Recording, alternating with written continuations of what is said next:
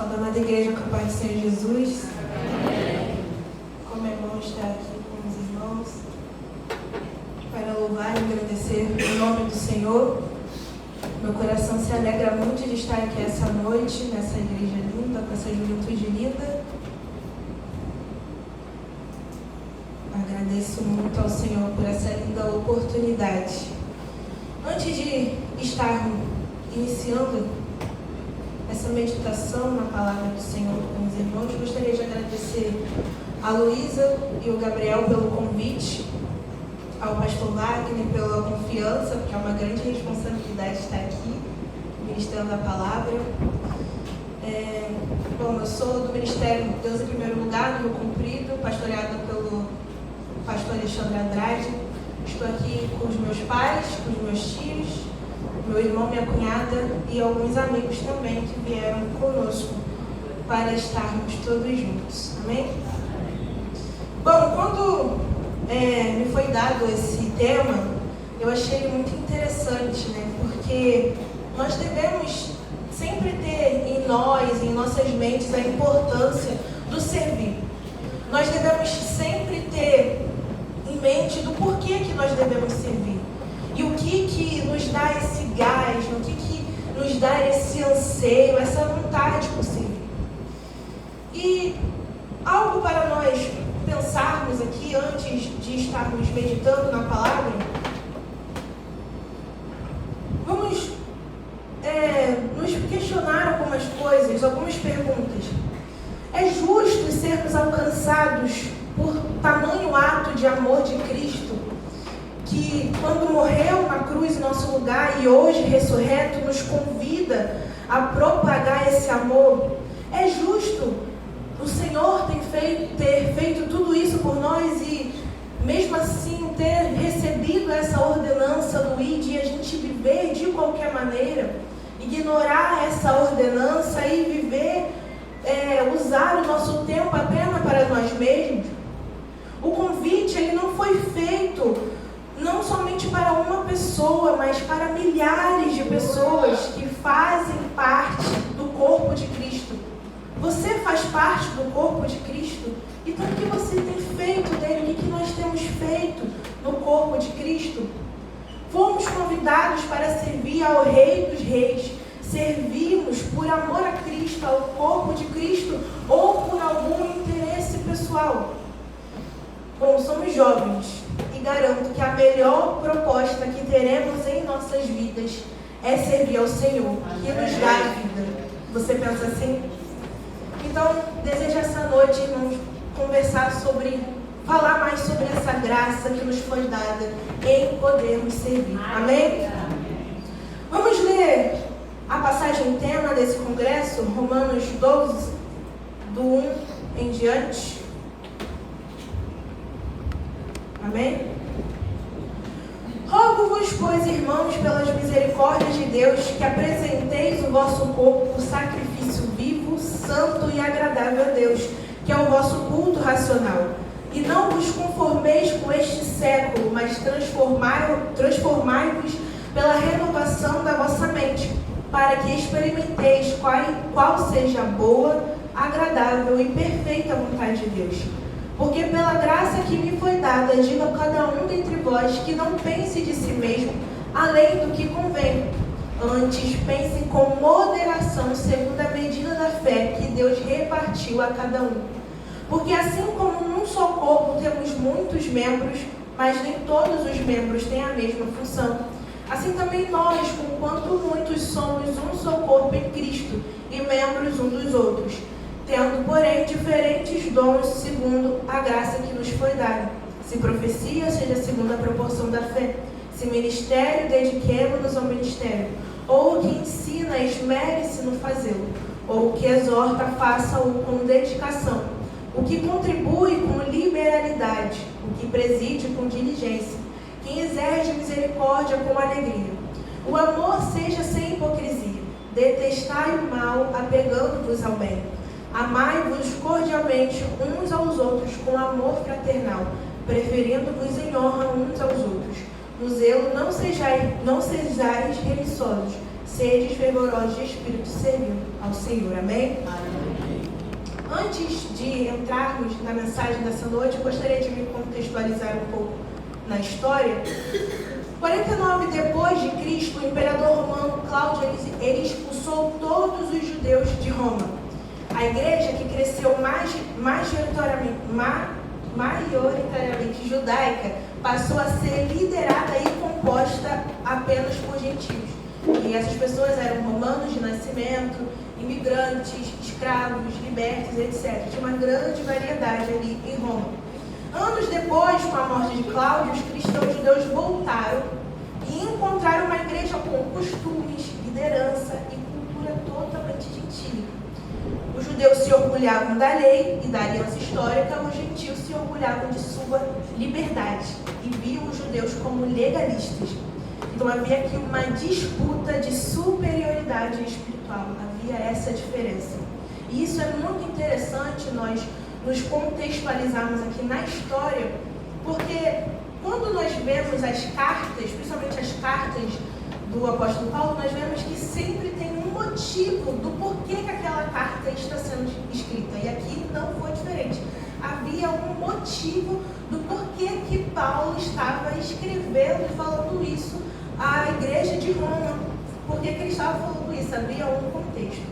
Então, para a gente entender, vamos voltar lá no verso 1 de Romanos 12. Vamos com calma para a gente digerir e entender o que o Senhor tem para falar conosco essa noite. No verso 1 vai dizer: rogo-vos, pois, irmãos, pelas misericórdias de Deus, que apresenteis o vosso corpo por sacrifício vivo, santo e agradável a Deus, que é o vosso culto racional. Quando Paulo diz, por causa da grande misericórdia divina, ele está lembrando aos romanos do que o Senhor fez por eles. O sacrifício, o amor, o perdão, a graça, tudo o que lhes foi entregue. E quando eu digo tudo, eu estou falando de Cristo. Paulo diz: peço que ofereçam o seu corpo como sacrifício vivo, santo e agradável a Deus. É como se ele estivesse falando: por causa desse sacrifício, se entreguem diariamente ao Senhor em tudo que fizerem. Em tudo que fizerem, se entreguem de todo ser, de todo coração ao Senhor. E este é o culto racional de vocês. Paulo afirma algo aqui que deveria estar enraizado nos romanos e também deve estar enraizado em nós. A adoração a Deus não é uma parte da nossa vida. A adoração a Deus, ela é a nossa vida. E essa é exatamente a questão do servir. No verso 2 vai dizer: e não vos conformeis com este século, mas transformai-vos pela renovação da vossa mente, para que experimenteis qual seja a boa, agradável e perfeita vontade de Deus. Precisamos entender algo. Quando Paulo diz: rogo aos irmãos pela misericórdia divina do Senhor, quando ele diz isso, ele está alertando aos romanos. É como se ele estivesse dizendo assim: prestem atenção, Cristo veio, nos amou, nos perdoou, nos ensinou, morreu por nós e tudo isso nos reconciliou com Deus.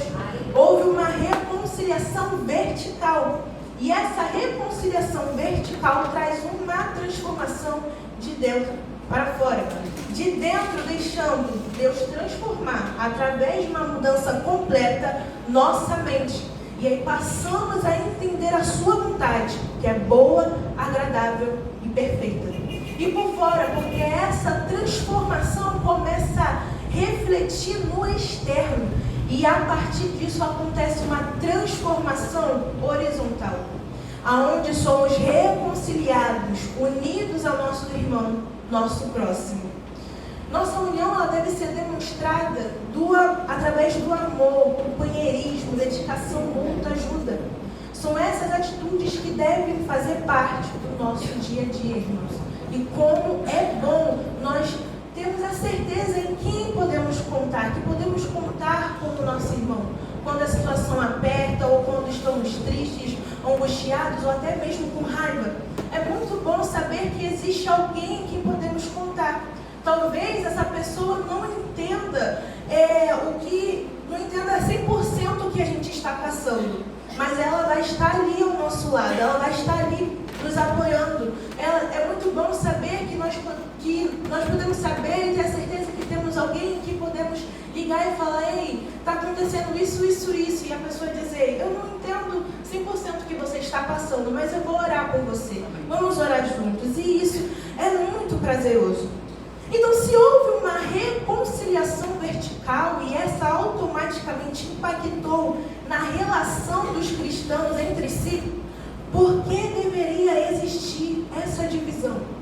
Por que deveria existir esses conflitos? Então, era como se Paulo estivesse falando isso à igreja de Roma. Ei, se houve essa reconciliação, se o Senhor restaurou essa comunhão, por que está havendo essa diferença entre vocês? Por que está havendo esses conflitos? E nós, hoje em dia, também trazendo no nosso contexto, se o Senhor veio, nos perdoou, nos amou, nos resgatou e restaurou essa comunhão que temos, por que ainda tem essa divisão, esses conflitos, se nós fazemos parte do mesmo corpo? No versículo 4 e 5 vai dizer, porque assim como num só corpo temos muitos membros, mas nem todos os membros têm a mesma função, assim também nós, conquanto muitos, somos um só corpo em Cristo e membros uns dos outros. Vejamos o nosso corpo. Nosso corpo temos muitos membros, certo? E cada um tem a sua função, desde os dedos dos pés até a nossa perna, nossos braços, nossos ombros. Cada um tem a sua função. Mas não é porque um é menos visto que ele se torna inútil. Não é porque um é menos usado que ele se torna sem utilidade. Vejamos, no nosso pé, nosso dedo mindinho, ele é de extrema importância para a sustentação do nosso corpo e ele é o menor. Mas isso não torna os outros menos utilizáveis, não. Eles ali são importantes. Uma pessoa destra, eu sou destra, eu uso mais meu braço, minha mão direito. Mas isso torna minha mão esquerda, meu braço esquerdo inúteis? Não. Eles estão ali para somar. Se eu vou e pego essa caixa aqui, por exemplo, se eu vou tentar pegar somente com uma mão, não vou conseguir. Eu preciso das duas. Então a outra também está ali para somar.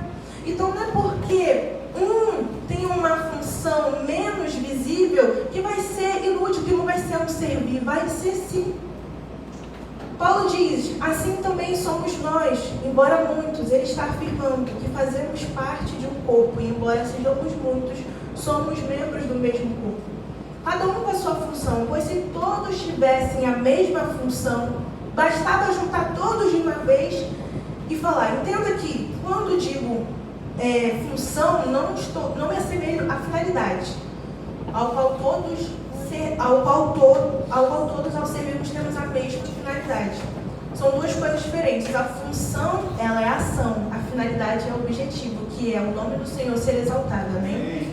Então, se todos tivessem a mesma função, que é a ação, bastava juntar todos de uma vez e falar. Mas não, o Senhor, Ele tem esse cuidado, porque não temos a mesma função, nós não vamos ter o mesmo serviço. E o Senhor, Ele tem esse cuidado de chamar um por um no seu íntimo e falar para cada um qual é a sua função. Amém?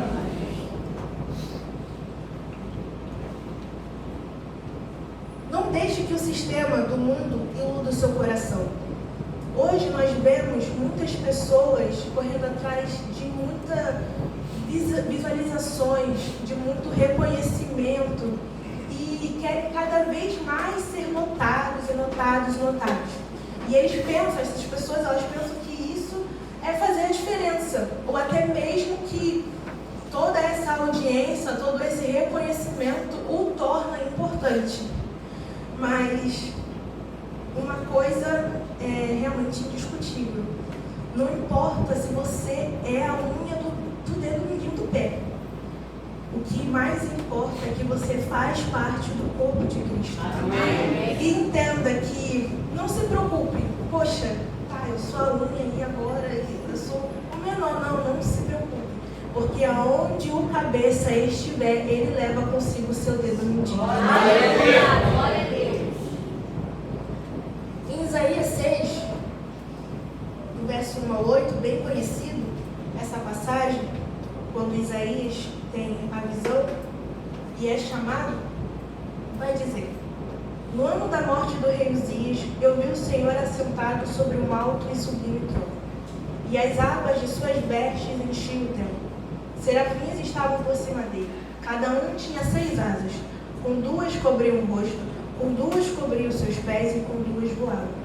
E clamavam uns para os outros, dizendo: Santo, Santo, Santo é o Senhor dos exércitos, toda a terra está cheia da sua glória.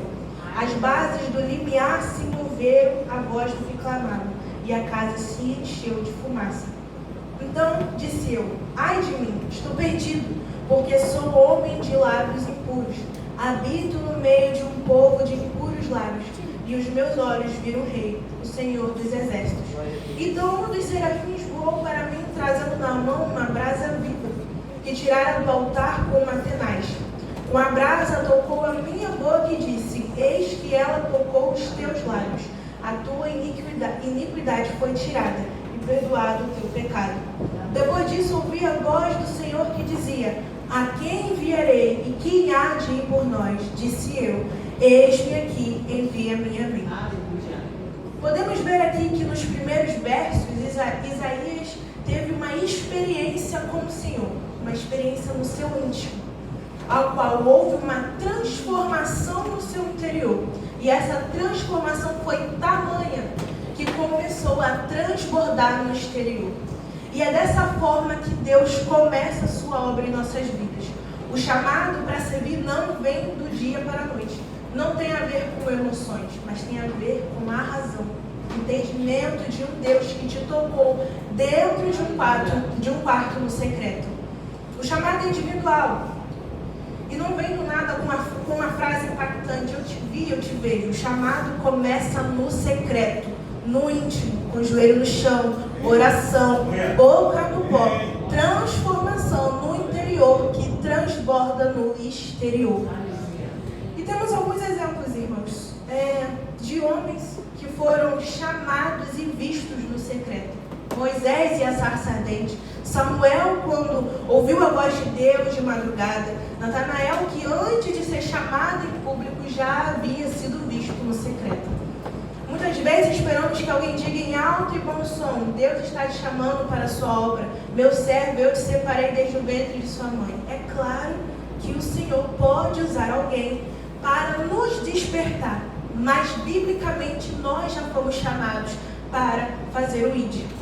Não precisamos de nenhuma confirmação. As almas estão sedentas. A cada dia mais crescem em nossos dias pessoas que se distanciam de seus chamados. Não estamos vendo o número de desigrejados, irmãos. Que mais confirmações nós precisamos para entendermos que é tempo de servir. Há almas por aí, milhares de almas sedentas por Cristo, pela presença do Senhor, sentindo o vazio onde nós sabemos que somente quem pode preencher é o Espírito Santo. A Bíblia é a palavra de Deus. Ela é extraordinária e nos convida todos os dias a servir ao nosso Criador quando a lemos. E é nesse momento que há convencimento, arrependimento e perdão. E o que acontece? Vejamos no versículo 8 comigo. Isaías diz: depois disso ouvi a voz do Senhor que dizia: a quem enviarei? E quem há de ir por nós? Disse eu: eis-me aqui, envia-me a mim. E o que acontece depois da transformação? Há o querer pela obra do Senhor, pelo servir.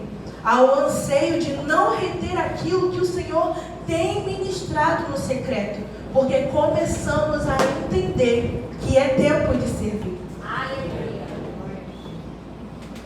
Voltando a Romanos 12, nos versos 6 em diante: tendo, porém, diferentes dons segundo a graça que nos foi dada, se profecia, seja segundo a proporção da fé, se ministério, dediquemo-nos ao ministério, ou que ensina, esmere-se no fazê-lo, ou que exorta, faça-o com dedicação, o que contribui com liberalidade, o que preside com diligência, quem exerce misericórdia com alegria. O amor seja sem hipocrisia, detestai o mal, apegando-vos ao bem. Amai-vos cordialmente uns aos outros com amor fraternal, preferindo-vos em honra uns aos outros. No zelo não sejais remissos, sedes fervorosos de espírito, servindo ao Senhor.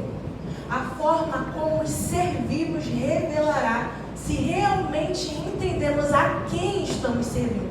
Quando Paulo diz, lá no verso 3 do mesmo capítulo, porque pela graça que me foi dada, diga a cada um dentre vós, que não pense de si mesmo além do que convém, antes pense com moderação segundo a medida da fé que Deus repartiu a cada um. Paulo aqui está nos mostrando que o dom que temos foi dado a nós repartido. Ou seja, foi Deus que deu ao meu irmão a capacidade de ser um bom orador, ao outro um bom contor, a outro um bom músico, a outro um bom administrador. Isso não é motivo de orgulho e sim gratidão, por poder ser usado por Deus em determinada área do corpo. Isso não é para a glória própria, e sim para a glória do Senhor. Então nunca nos vejamos superiores a ninguém, e nem mesmo inferiores. Lembremos sempre que o Senhor quem deu o que temos. É soberba achar que o meu ministério, a minha forma de servir é melhor que a do meu irmão. Ou então comparar fulano com ciclano, exaltando um e diminuindo o outro. Ou então desvalorizando um e valorizando o outro. Esse rei que temos em nossa barriga, ele deve morrer. Porque o servir não está baseado no que pensamos, mas nos dons que ele deu a nós, independentemente de onde ele queira que sejam usados, sendo visíveis ou sendo nos bastidores.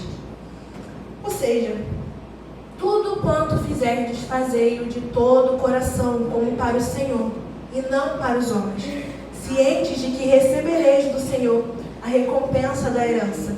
A Cristo, o Senhor, é que estáis servindo. Colossenses 3, 23, 24. Então, irmãos, que possamos ter isso enraizado em nossos corações nessa noite. O servir, ele não vem de um dia para a noite.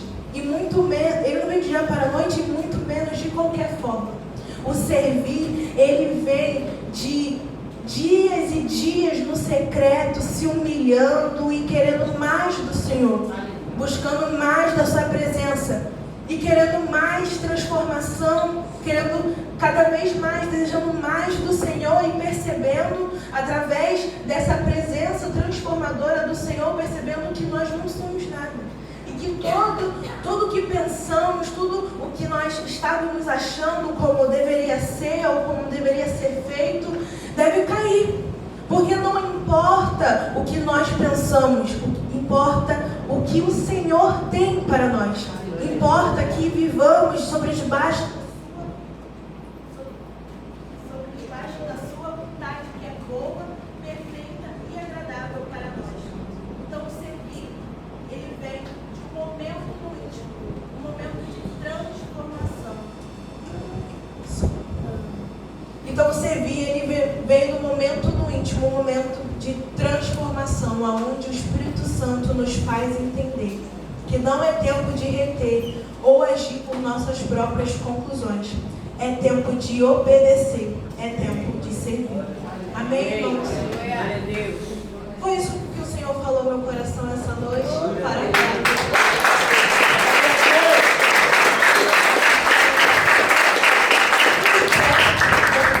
Orar ao Senhor. Coloque a mão no seu coração.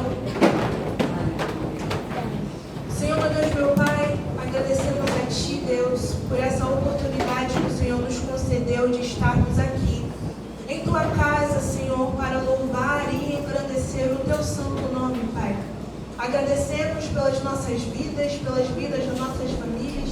Agradecemos pela oportunidade que o Senhor nos concedeu de mais um dia estarmos aqui em comunhão, Pai. Hoje, Senhor, agora, neste momento, de uma forma especial, te pedimos, Senhor, que a cada dia nós venhamos cada vez mais nos humilharmos e nos rendermos a Ti, Pai. Pois bem sabemos que a partir desses momentos no íntimo com o Senhor, é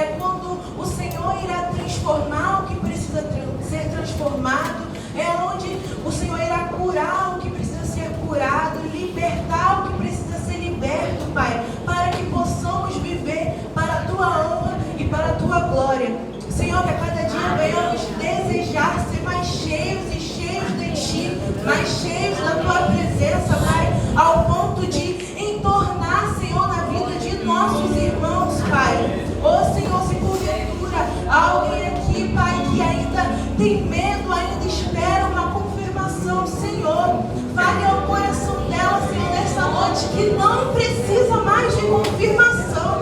É só ela olhar ao seu redor. Quantas pessoas no seu dia a dia estão sedentas por mais de Ti, sedentas, Senhor, pela Tua presença, Pai. Oh, Senhor, que o Senhor possa dar ousadia, que o Senhor possa dar, Senhor, coragem, Pai. Oh, Senhor, nos faça entender que as palavras não serão nossas, Pai, que o agir não será nosso, mas virá tudo de Ti, Deus. Oh, Pai, que venhamos nos humilhar a cada dia a Ti, Pai, que venhamos, Pai, que o nosso eu venha morrer a cada dia e o Senhor venha crescer cada vez mais, porque o servir não é sobre o que pensamos, o servir não é sobre o que achamos, o servir não é sobre as nossas ideias, mas o servir é sobre viver sobre debaixo da Tua vontade, Pai. Em nome do Senhor Jesus, que o Senhor possa cada dia mais fortalecer a união, Pai, dessa igreja, Pai. Ó Senhor, que todos venhamos lembrar que fazemos parte do mesmo corpo, Pai, e que não venha haver divisões, Pai, que não venha haver um desvalorizando o outro, um diminuindo o outro, ou si próprio desvalorizando, se autodiminuindo, mas que cada um venha lembrar do que o Senhor deu para ele, Pai, não para glória própria, não para reconhecimento próprio, mas para a exaltação do Teu santo nome, Pai. Oh Senhor, é isso que te pedimos, Deus, e desde já Te agradecemos. Amém.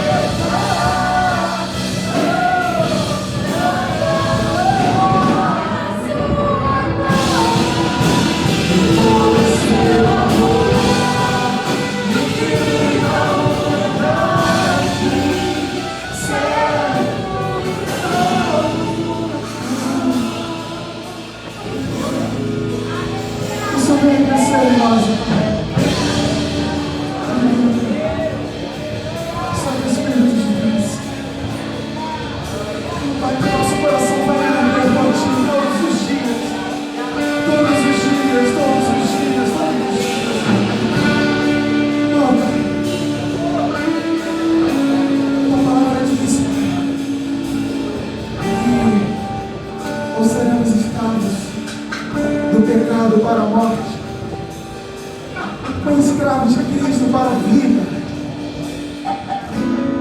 Meus amados, que venhamos ser escravos de Cristo, que venhamos entregar todo o nosso ser, com todo o nosso entendimento, entregar nossas vidas a Cristo.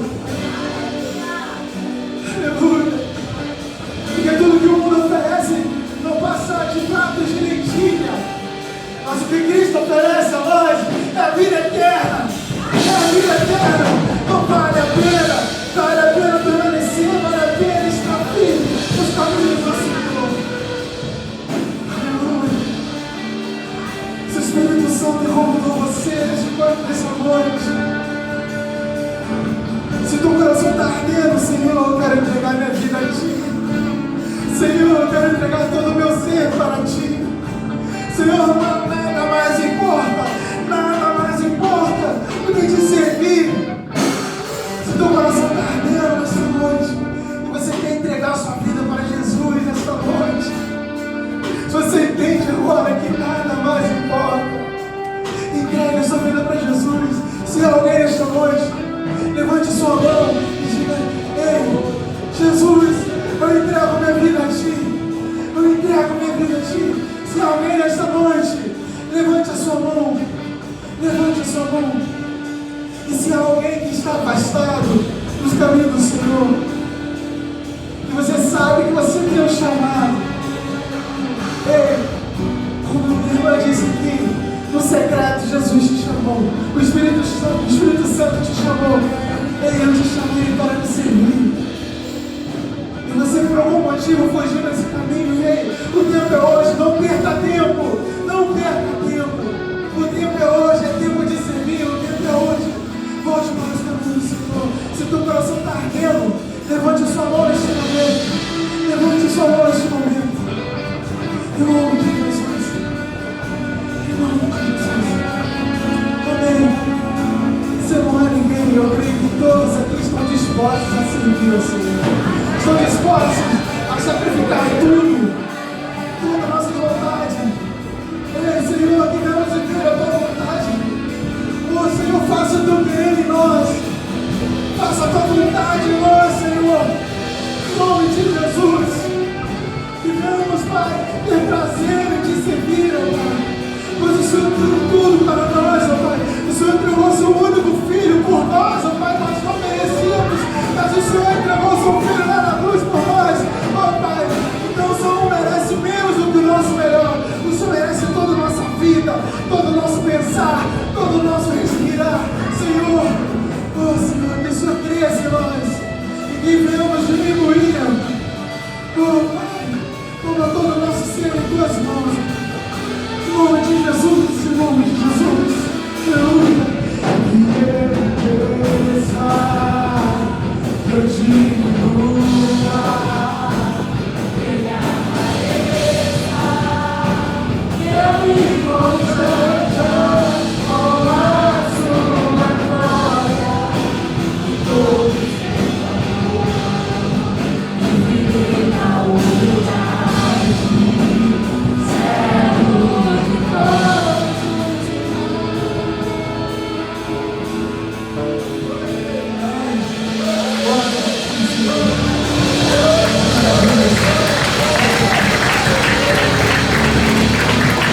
Thank you.